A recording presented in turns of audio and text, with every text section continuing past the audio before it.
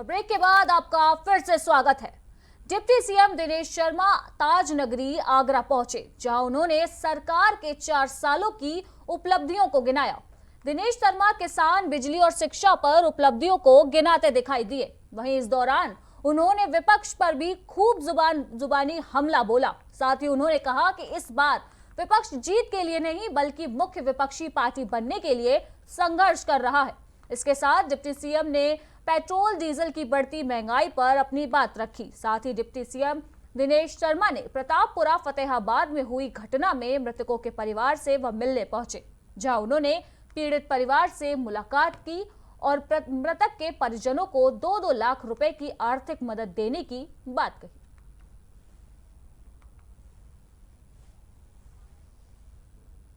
मुझको लगता है उनकी जोड़ियां फेल हुई हैं।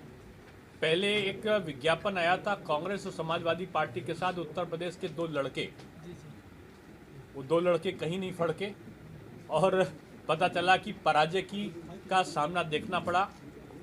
फिर आदरणीय बहन जी के साथ में संगठन बना, उसने भी बड़ी भारी पराजय प्राप्त की है।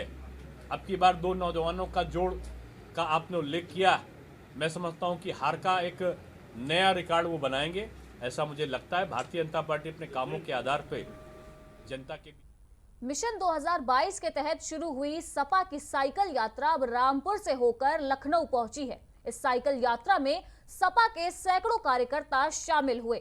इसी के साथ यूपी सरकार के 4 साल पूरे होने पर सपा अध्यक्ष अखिलेश यादव ने प्रेस कॉन्फ्रेंस में योगी सरकार पर जमकर निशाना साधा है।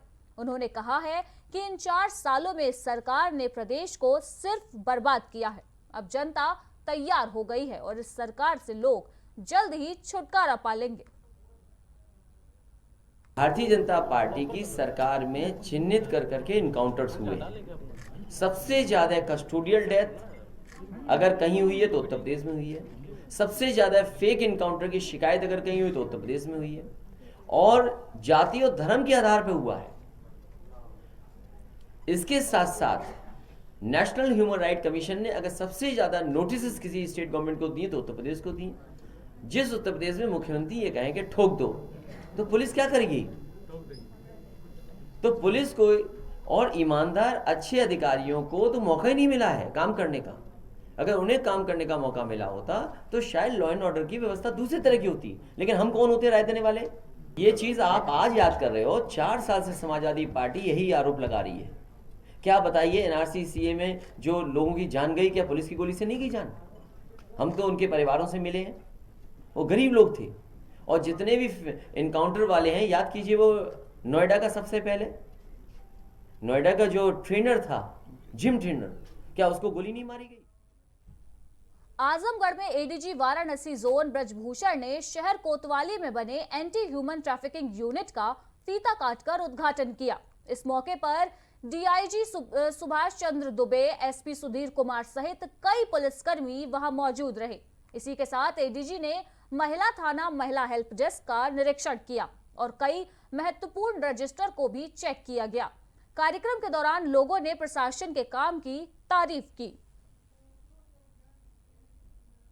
तो आजमगढ़ में आज एंटी ह्यूमन ट्रैफिकिंग यूनिट का उद्घाटन किया गया, जहां एंटी ह्यूमन ट्रैफिकिंग यूनिट का उद्घाटन करने के लिए वहां तमाम पुलिसकर्मी मौके पर मौजूद रहे। वहीं कार्यक्रम के दौरान लोगों ने प्रशासन के काम की तारीफ भी की। वहीं आपको बता दें कि एडीजी ने महिला थाने, महिला डेस्क का भी निरीक्षण किया। वहीं कई महत्वपूर्ण रजिस्टर्स को भी चेक किया गया।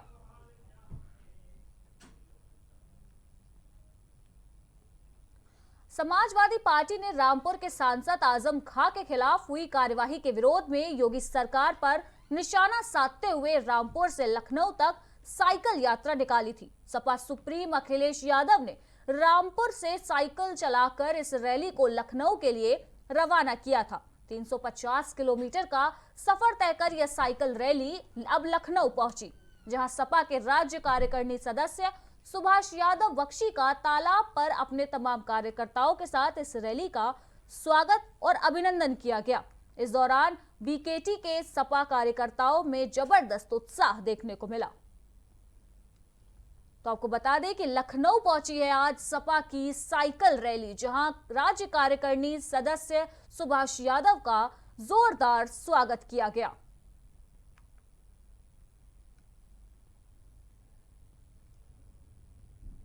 कानपुर सीओ त्रिपुरारी पांडे ने सराहनीय पहल की है, जहां कोहना थाना में करंट की चपेट में आने से राष्ट्रीय पक्षी मोर की मौत हो गई थी, जिसकी सूचना मिलते ही कोहना थाना के सभी पुलिस कर्मियों और सीओ त्रिपुरारी पांडे ने राष्ट्रीय पक्षी का राजकीय सम्मान के साथ अंतिम संस्कार किया, जहां मोर को राष्ट्रीय ध्वज में लपेटकर गार्ड ऑफ ऑनर देकर जमीन में दफन किया गया। तो कानपुर में राष्ट्रीय पक्षी मोर का सम्मान के साथ अंतिम संस्कार किया गया, जहां सीओ की सराहनीय पहल देखने को मिली है, जहां करंट की वजह से राष्ट्रीय पक्षी मोर की मृत्यु हो गई थी, जिसके बाद कानपुर सीओ ने वहां पर पहुंचकर राजकीय सम्मान के साथ मोर का अंतिम संस्कार किया।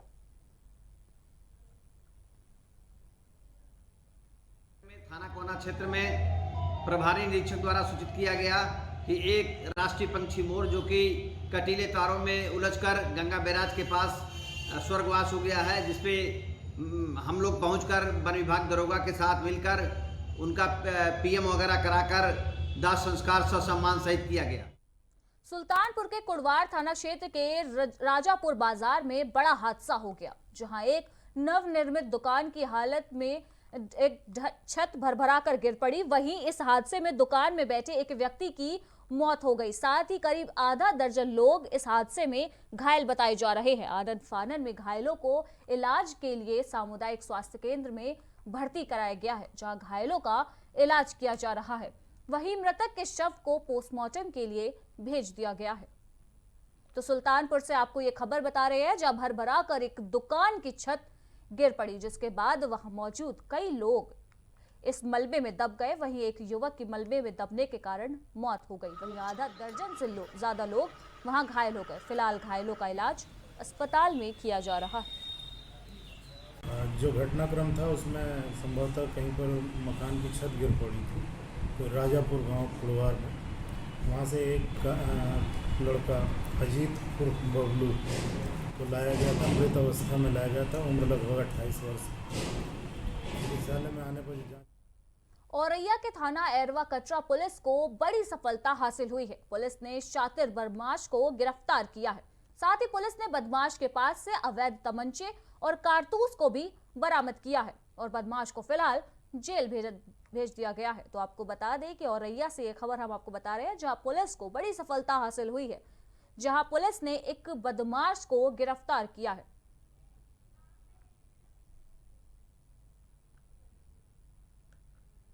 तो आपको बता दें कि औरैया से अभी अब खबर आपको बता रहे हैं, जहां पुलिस को बड़ी सफलता हासिल हुई है, जहां एक शातिर बदमाश को पुलिस ने गिरफ्तार कर लिया है। आपको बता दें कि शातिर बदमाश पर कई मामले दर्ज थे, जिसके बाद आज पुलिस को सफलता हासिल हुई है, जहां आज शातिर बदमाश को गिरफ्तार किया जा चुका है। वहीं शातिर के पास से तमंचा और कारतूस भी बरामद किया गया है। देखिए, जितेंद्र सिंह पुत्र नथु सिंह जो सुल्तानपुर एरवा कटरा का निवासी है, और एक मुखबिर की सूचना पर हमने टीम लगा रखी थी।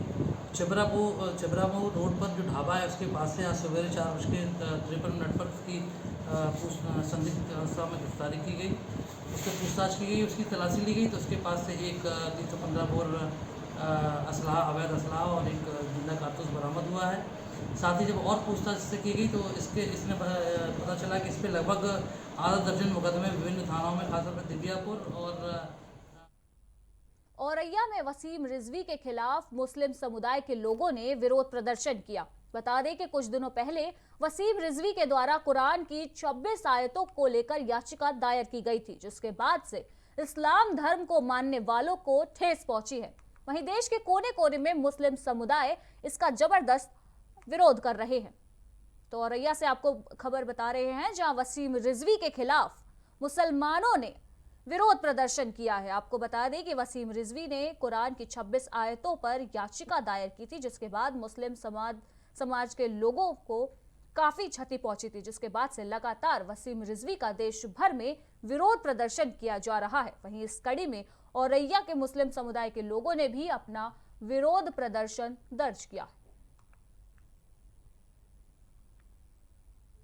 हरदोई के शाहाबाद कोतवाली में नेशनल हाईवे पर तेज रफ्तार का कहर देखने को मिला, जहां गैस सिलेंडर से भरे ट्रक ने मोटरसाइकिल सवार 2 युवकों को टक्कर मार दी। वहीं घटना की सूचना मिलते ही पुलिस ने दोनों युवकों को शाहाबाद सामुदायिक स्वास्थ्य केंद्र में भर्ती कराया, जहां डॉक्टर ने एक युवक को मृत घोषित कर दिया। वहीं दूसरे की हालत इस वक्त गंभीर बनी हुई है, जिसे अब जिला अस्पताल रेफर कर दिया गया है। वहीं पुलिस ने शव को कब्जे में लेकर पोस्टमार्टम के लिए भेज दिया है। तो हरदोई में तेज रफ्तार का कहर देखने को मिला है, जहां ट्रक और गाड़ी के बीच जोरदार टक्कर हो गई, जिसमें एक युवक की मौके पर मौत हो गई, वहीं दूसरे को अस्पताल में गंभीर हालत में भर्ती कराया गया है।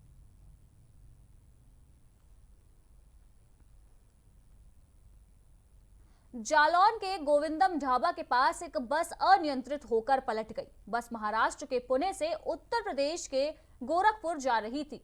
वहीं दुर्घटना स्थल के पास से गुजर रहे यात्रियों ने पुलिस को मामले की सूचना दी, जिसके बाद वहां एम्बुलेंस सेवा मौके पर पहुंची और रेस्क्यू ऑपरेशन चलाकर सवारियों को बाहर निकाला गया।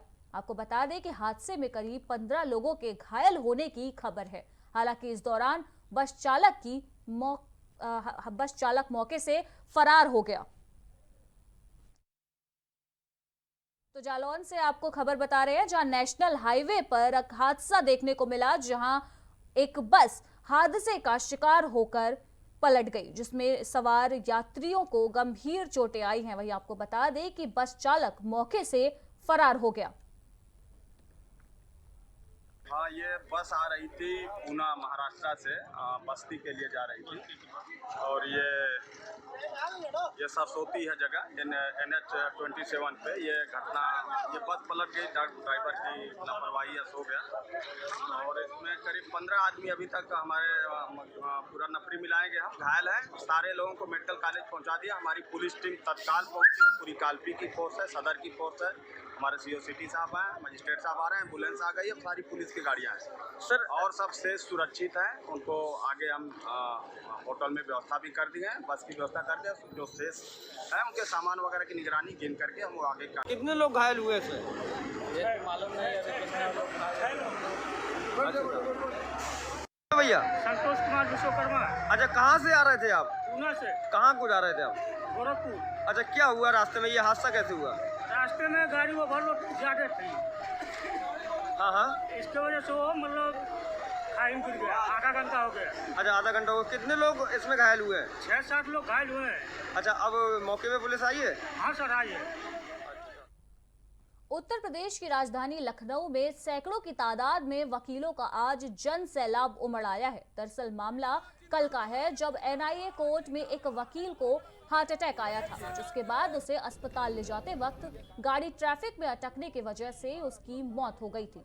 वहीं वकीलों की भीड़ ने जिलाधिकारी अभिषेक प्रकाश के विरोध में नारेबाजी की, साथ ही मुख्यमंत्री आवास को घेरने की भी कोशिश की। तो लखनऊ से आपको खबर बता रहे हैं, जहां आज वकीलों का जन सैलाब देखने को मिला है, जहां ट्रैफिक व्यवस्था को लेकर वकीलों में खासा आक्रोश है। आपको बता दें कि कल एक वकील को कोर्ट में हार्ट अटैक आया था, जिसके बाद ट्रैफिक में फंसने की वजह से उसकी मौके पर मौत हो गई थी। उसी के बाद से वकीलों में लगातार आक्रोश देखने को मिल रहा है। वहीं आज वकीलों ने मुख्यमंत्री आवास को घेरने की भी कोशिश की। इस बीच पुलिस और वकीलों के बीच झड़प भी देखने को मिली। इन्होंने जो एक अपना ज्ञापन दिया है और इस ज्ञापन को मैंने इनके लिया है आज। इसमें इनका ये कहना है कि इनके एक साथी हैं विजय कुमार सिंह जी, इनकी कल दुर्भाग्यपूर्ण स्थिति में कल इनकी डेथ हो गई कोर्ट में, और उनके परिवार को मुआवजा देने, नौकरी देने, ऐसी चीज़ों के लिए इन्होंने अपना ज्ञापन दिया है। तो ये ज्ञापन मैंने सरकार की तरफ से यहाँ रिसीव किया है और ये मैं ACS होम तक इनका ज्ञापन पहुँचा रहा हूँ। इसमें जो भी इनके लिए सरकार की तरफ से जो चीज़ें होंगी, जिस तरीके से विधिपूर्ण तरीके से वो कर सकते हैं वो कर दिया जाएगा। अब चूंकि ये यहाँ तक क्यों आए इसका जवाब तो मैं नहीं दे पाऊंगा, इन लोग किस कारण से वहाँ गए और क्यों वो स्थिति। समाजवादी पार्टी उत्तर प्रदेश सरकार पर निशाना साधते हुए उत्तर प्रदेश के राज्यपाल आनंदीबेन पटेल से मुलाकात कर ज्ञापन सौंपा गया है। वहीं प्रतिनिधिमंडल के राजभवन से बाहर निकलने के बाद सपा के प्रदेश कार्यालय पर पूर्व मुख्यमंत्री और राष्ट्रीय अध्यक्ष समाजवादी पार्टी अखिलेश यादव ने प्रेस कॉन्फ्रेंस कर यूपी सरकार पर निशाना साधा है। पत्रकारों से बात करते हुए उन्होंने बताया कि समाजवादी पार्टी के द्वारा राज्यपाल को ज्ञापन सौंपा गया है, जिसमें जौहर विश्वविद्यालय को बचाने का जिक्र किया गया है। आगे अखिलेश यादव ने कहा कि रामपुर से लेकर लखनऊ तक पहुंची साइकिल यात्रा, जिसमें हजारों की संख्या में कार्यकर्ता साइकिल यात्रा में शामिल थे और उन्होंने साइकिल चलाई थी। इस दौरान कई कार्यकर्ताओं को चोट भी लगी है, कई की साइकिलें भी टूटी है। सरकार जानबूझकर समाजवादियों पर मुकदमा दर्ज करा रही है। आज लखनऊ साइकिल पहुंची, हजारों की संख्या में रोज साइकिल लोग चलाए हमारे कार्यकर्ता। बेमिसाल है, 4 साल उसका बेमिसाल है, इसलिए उसने कोई काम किया विकास का काम, कानून व्यवस्था था, रोजगार 45% रोजगारी बनाएगा तब ना, अभी तो केवल कानून बना रही है। प्रयागराज के उतराव थाना क्षेत्र में पुलिस और बदमाशों के बीच मुठभेड़ हो गई। बता दें कि बदमाश कच्ची शराब का काम करता था, जहां सूचना मिलते ही पुलिस ने वहां मौके पर दबिश दी। वहीं इस बीच पुलिस के ऊपर बदमाशों ने फायरिंग करना शुरू कर दिया। पुलिस की जवाबी फायरिंग से बदमाश के पैर में गोली लग गई और बदमाश गंभीर रूप से घायल हो गया। वहीं बदमाश की गाड़ी से कई जहरीली शराब बरामद की गई है। तो प्रयागराज में पुलिस और बदमाशों के बीच मुठभेड़ देखने को मिली है, जहां मुठभेड़ में एक बदमाश के पैर में गोली लगी। आपको बता दें कि बदमाश कच्ची शराब का व्यापार करते थे, जिसके बाद पुलिस को सूचना मिली और पुलिस ने मौके पर दबिश दी, जिस दौरान पुलिस और बदमाशों के बीच मुठभेड़ देखने को मिली। आज थाना उतराव क्षेत्र के अंतर्गत पुलिस द्वारा एक डलापुरिया के पास में बनारस हाईवे पर नियमित रूप से बैरिकेडिंग लगाकर चेकिंग की जा रही थी। इसी क्रम में एक व्हाइट कलर की बिना नंबर की Swift Dzire car police barricading को तोड़ते हुए आगे बढ़ी। पुलिस द्वारा जब इसे रोकने का प्रयास किया गया तो ये गाड़ी बैरिकेडिंग को तोड़ते हुए बहुत तीव्र गति से आगे बढ़ती गई। पुलिस द्वारा चारों तरफ से घेराबंदी की गई। आगे बलीपुर के पास में इस वाहन पर सवार व्यक्ति ने पुलिस टीम पर फायरिंग कर दी। पुलिस द्वारा जवाबी कार्रवाई में इस व्यक्ति के पैर में गोली लगी है। इसे उपचार के लिए हॉस्पिटल भेजा जा रहा है। पूछताछ में इस व्यक्ति ने अपना नाम हबीब अहमद बताया है, जो नवाबगंज क्षेत्र का निवासी है। जब गाड़ी की तलाशी की गई तो इसकी गाड़ी में अवैध रूप से शराब बनाने का सामान प्राप्त हुआ है। करीब 300 बोतल बॉम्बे विस्की की बरामद हुई है। कुछ अलग से पेटी में भी शराब बरामद हुई है और कुछ बोरी में भी शराब बरामद हुई है। इसके पास से एक अवैध तमंचा और कुछ कारतूस बरामद हुए हैं। जानकारी की गई तो पता चला है कि इसके खिलाफ हंडिया और नवाबगंज क्षेत्र में आपराधिक मुकदमे भी हैं। प्रदेश में चोरों के हौसले बुलंद होते जा रहे हैं। घटना रायबरेली के हरचंद थाना क्षेत्र के चौहनिया गांव की है, जहां चोरों ने पुलिस को खुलेआम चुनौती दे दी है। बदमाशों ने एक घर को निशाना बनाकर वहां से लाखों रुपए की नकदी व जेवर लेकर उड़ गए हैं। वहीं मौके पर पहुंची पुलिस मामले की जांच में खानापूर्ति कर रही है।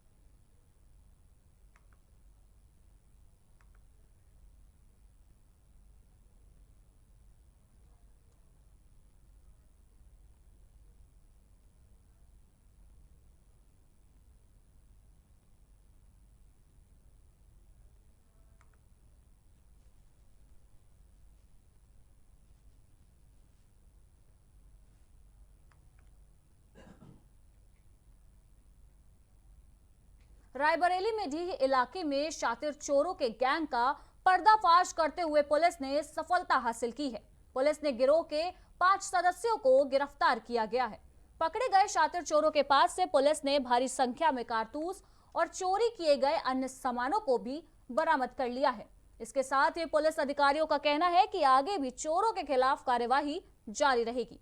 तो रायबरेली में आज पुलिस को बड़ी सफलता हासिल हुई है, जहां शातिर चोरों के गैंग का पर्दाफाश किया गया है, जहां पुलिस ने 5 चोरों को गिरफ्तार किया है।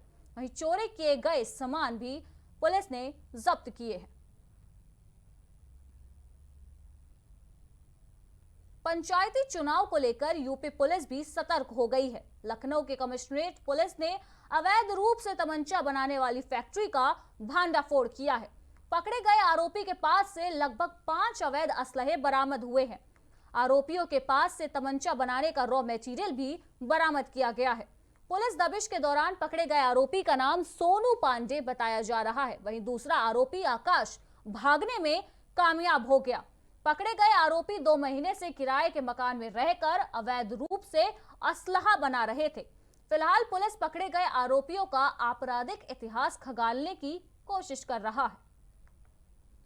तो लखनऊ पुलिस को आज बड़ी कार्यवाही हासिल हुई है, जहां अवैध असलहा बनाने वाले शातिरों को आज पुलिस ने गिरफ्तार किया है। जहां आज उन्हें 5 असलहे मौके से बरामद किए गए हैं। वहीं असलहे बनाने के रॉ मटेरियल भी पुलिस ने जब्त किए हैं। आपको बता दें कि लखनऊ पुलिस को यह बड़ी कामयाबी मिली है, जहां पंचायत चुनाव को देखते हुए पुलिस अलर्ट मोड पर आ चुकी है, जहां लगातार दबिश देकर पुलिस चोरों को पकड़ने का काम कर रही है। इसी कड़ी में आज लखनऊ पुलिस को बड़ी सफलता हासिल हुई है, जहां आज पुलिस ने तमंचा फैक्ट्री का भांडाफोड़ किया है, जहां आज पुलिस ने 2 आरोपियों को गिरफ्तार किया है और उनके पास से तमंचा बनाने का रॉ मटेरियल और तमंचे बरामद किए हैं।